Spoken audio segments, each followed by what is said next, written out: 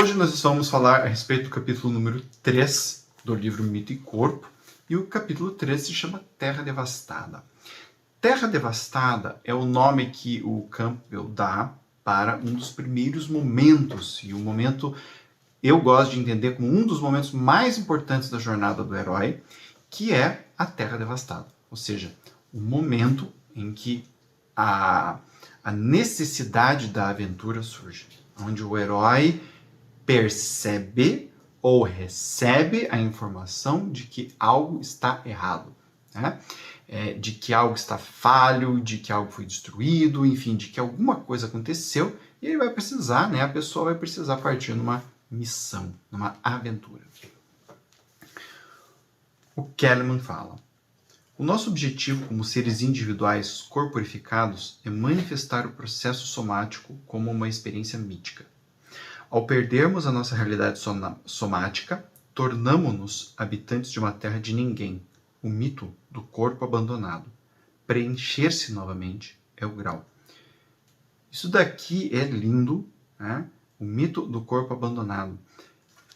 Que fala do quê? Fala dessa experiência que muitos de nós temos de estarmos vivos sem estarmos em contato com esta vida. Ou seja, nos capítulos anteriores eu falei a respeito de estar vivendo uma vida através de imagens, né? Imagens descorporificadas. E eu acredito que ele fala disso. Ou seja, nós fazemos coisas no mundo, mas não quer dizer que nós estamos ali presentes nas coisas que estamos fazendo. E isso eu acredito que é o que o Kellerman quer dizer aqui neste capítulo, quando ele fala a respeito deste corpo abandonado, né? E o Campbell fala: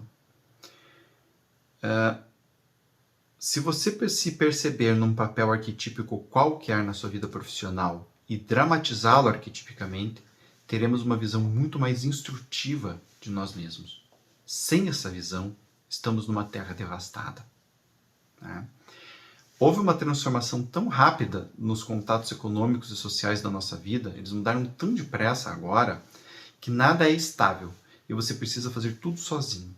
Você precisa irromper neste campo não interpretado para descobrir a própria interpretação mítica. Esse é um desafio difícil, mas do qual pode dar conta. Então, isso que o Campbell fala, né, de se perceber no papel arquetípico e dramatizá-lo arquetipicamente, não é só interpretar um papel de qualquer jeito. É entrar no papel de uma forma mítica. Então, é essa ideia de eu tomar o papel para mim, para que este papel mexa com o corpo que eu sou, para que eu tenha uma experiência de realidade única. E a partir dessa experiência de realidade única, eu constituo algo em mim. Eu acho que é interessante a gente pensar assim, que os mitos, eles não são modelos para serem seguidos. Tá? A ideia do mito não é me dar um modelo para eu ficar copiando aquele modelo e ficar me perguntando o que aquele modelo faria.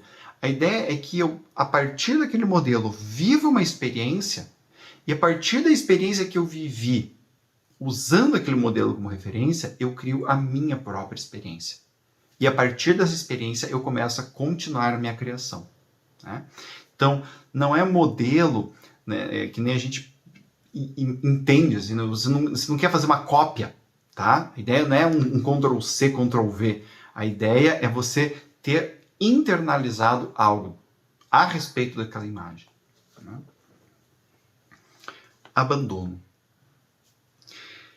Em certa fase, quase abandonei a mim mesmo. Aquela pessoa de rua, vital e emocional, filho de imigrantes, para me tornar alguém super racional e objetificador, que é o Kellerman falando dele. Perseguindo a excitação mental, eu não percebi que estava imobilizando a mim mesmo. Ao encontrar meu caminho de volta para minha herança somática, comecei a viver a partir do estar vivo corporal para moldar e formar uma vida a partir daquilo que me foi dado. Corporificado, aprendi que podia criar uma vida pessoal a partir do processo somático não pessoal. Descobri que a terra devastada estava relacionada a abandonar ou ser cortada a vida corporal. E isso daqui eu acho muito bonito. Aprendi que podia criar uma vida pessoal a partir do processo somático não pessoal. Por que ele diz não pessoal? Porque o corpo esse processo somático que o Kahneman fala, ele é um processo biológico. Ele não é um eu. Ele é algo a partir do qual o eu vai poder, algum dia, se constituir. Ele é o substrato.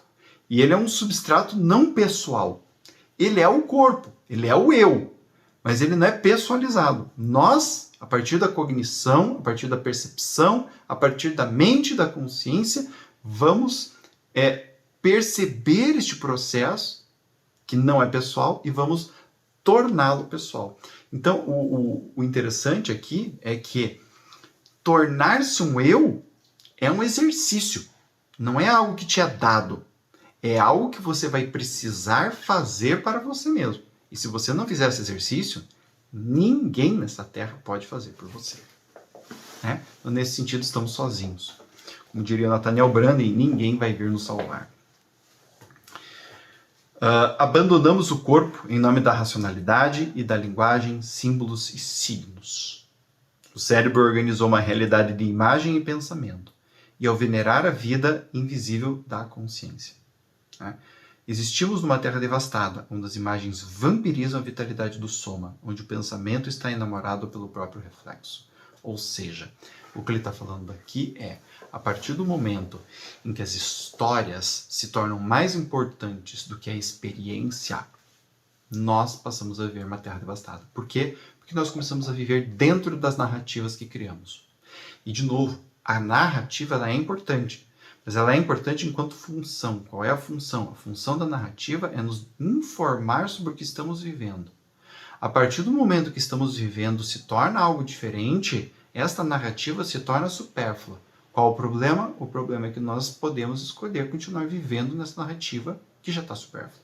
E a partir daí a gente perdeu o contato com o corpo, com a experiência que estamos tendo de vida. Né? E isso é o que eles vão entender como uma terra devastada. A perda do contato com a vitalidade, a perda dos impulsos, a perda daquela busca que o corpo tem, né? Que a vida tem por si própria. Nosso interior somático vira exterior, objetificamos a nós mesmos. Como seres corporificados, temos um conhecimento subjetivo do divino. O eterno processo organizador protoplasmático. Estar fisicamente presente em nossa vida é estar numa terra animada. Viver como imagem é estar numa terra devastada. E, gente, quantas pessoas hoje não vivem apenas enquanto uma imagem? E no momento em que eu estou gravando esse vídeo, tem se tornado cada vez mais constante algo triste, né? Mas digital influencers de Instagram, YouTube, enfim, que somem ou que se matam. Né? E pessoas com um grau de sucesso muito alto, né? Mas ao mesmo tempo um grau de depressão muito profundo. Porque em algum momento a pessoa se dá conta de que ela não é ela, de que ela é apenas uma imagem que as pessoas começaram a comprar bastante. E é por isso que ela tem sucesso. Na verdade, nem é ela quem tem sucesso, é a imagem dela. É que nem eu sempre falo, eu gosto de brincar com isso. Você que está me vendo aqui, você não me conhece. Você conhece essa imagem que eu estou passando aqui. Isso que você está vendo não é o Akin. Isso é uma parte do Akin. E é a parte que a gente tem contato. Mas existem muitas mais coisas, né, a respeito de eu que não dá para passar por aqui. Então, não confundamos as experiências virtuais com as experiências reais, né? Porque aquilo que a gente mostra aqui nessa telinha é muito menor do que aquilo que a gente realmente é. Originalmente, o corpo tornou-se uma vítima de seu próprio processo de produção de imagens que se descontrolou. Originalmente, esse processo de criação de imagens destinava-se a organizar uma experiência. Agora ele tomou o lugar da experiência. Usando o processo de criação de imagens dessa maneira, destruímos a base da nossa consciência tissular. O significado do símbolo torna-se um substituto da própria experiência. E isto, gente, é quando o símbolo assume um valor prévio. As culturas antigas, se você estudar mitologia e se você estudar antropologia de verdade, como se diz hoje em dia, raiz e não Nutella, você vai entender que uma cultura pura é a coisa mais difícil que existe. Por exemplo, a cultura africana, a cultura europeia. Gente, essa é a coisa mais implausível que existe. Por quê? Porque no meio, né, de toda a África, no meio da Europa, no meio da Escandinávia, enfim, qualquer lugar que tu pegar, as culturas, elas não eram o que a gente acha que é hoje. Não existia um grande códex que falava para todo mundo o que algo é, né? Os nórdicos, sei lá, Odin, eles não eram adorados do mesmo jeito em todos os lugares. A cultura greco-romana é um conjunto de recortes, gente. Né? Afrodite, por exemplo, deusa do amor, se tornou muito importante. Mas Afrodite surgiu na fila do pão muito tempo depois. Ela foi importada lá da Babilônia, foi vindo, até que ela caiu lá na ilha de Chipre e Safo começou a falar sobre ela, e é aí que ela mergulhou dentro da cultura. Né? Então, a coisa mais difícil que tem é achar algo que é realmente puro dentro da mitologia. Geralmente, os símbolos se referem a um conjunto de significados e não a um significado específico. Isso significa isso e apenas isso em qualquer contexto, em qualquer época, em qualquer cidade. Não existe. Isso não existe. Né? Tanto que os deuses, pegar a cultura greco-romana, eles tinham vários epítetos, né? Então, Afrodite luxuriosa, né? Afrodite vingativa, né? Afrodite furiosa, Afrodite isso, Afrodite aquilo, Marte isso, Marte aquilo, Zeus isso, Zeus aquilo, Hera isso, Hera aquilo. Por quê? Porque falavam dos diferentes aspectos dos deuses.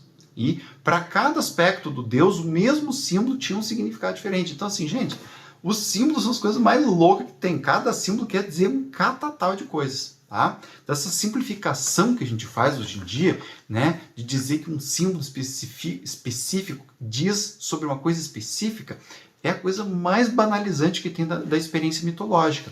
E o que o Kellerman está falando aqui, né, que originalmente o processo de criação da imagem, e aqui ele está falando de neurologia, tá, gente? Ele não está falando apenas de uma imagem mítica. Está falando da neurologia que gera imagens corticais, e dessas imagens corticais nascem as imagens de símbolos na interação com o ambiente. Tá?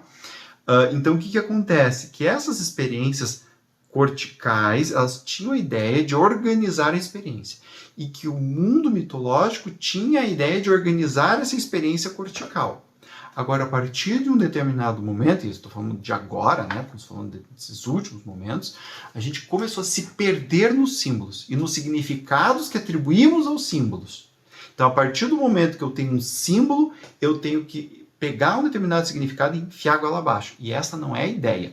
A ideia é o oposto. Né? Mas esse é o desafio da era ectomórfica. Né? Uma era em que mapeia tudo, né? Uma era que mapeia, está tudo mapeado, é uma era que quer separar todas as coisas, quer dizer o que é o que, pontilhar tudo, e esse é o desafio, essa é a aventura que estamos vivendo nesse momento. Né? O nosso padrão básico de animação é um arquétipo. Né? O que ele está falando? O que isso significa? O movimento humano é um arquétipo. Não é à toa que a gente fala em movimento, movimento sempre. Né? Isso é arquetípico. Essa ideia de movimentar-se, de crescer, de evoluir, né? De levantar-se, cair, tombar, morrer, deitar, sentir, comer, abrir, fechar. Isso é arquetípico. Né? Quando ele fala que o significado do símbolo torna-se um substituto da própria experiência, o que ele está querendo dizer? Ele está querendo dizer que nós vamos dar um significado ao ato de levantar-se. E aí, levantar-se vai ter que significar algo, aquele algo específico. E isso mata a experiência mítica, porque mata exatamente essa cocriação. Né? A natureza tornou-se uma fotografia, uma ideia, um símbolo, uma imagem no cérebro. E o mesmo aconteceu com o corpo. Vivemos hoje na imagem do corpo e não no corpo. Então, eu gostaria de fechar, né, porque esse capítulo, embora curtinho, vocês podem ver, ele tem um conteúdo muito denso, muito profundo. Então, essa ideia de viver na imagem do corpo, hoje em dia, eu nem preciso explicar muito. Quando a maior parte de nós que tem uma rede social, a gente vive com a imagem do que nós estamos vendo.